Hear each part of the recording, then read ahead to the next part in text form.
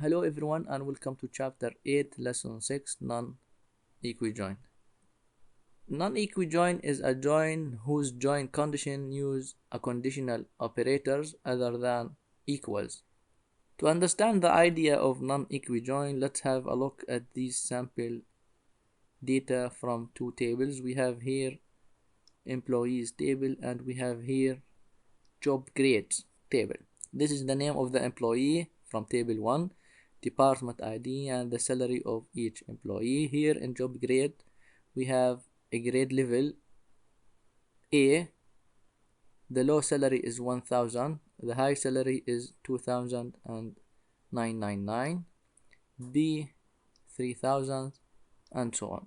For this employee Marvis, here the employee Marvis, the salary is 6500.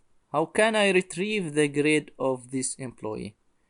This salary, which is 6500, it comes between 6000 and 9999. So 6500, it comes between these values. It comes between 6000 and 9999.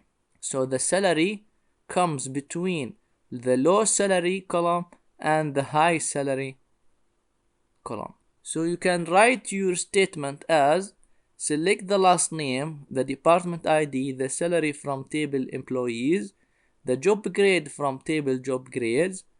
On what's your condition? My condition, not salary equal low salary or not equal high salary, between the low salary and the high salary. So the salary from employees table between the low salary from the job grades and the high salary from the job grades. So he returns the grade of each employee.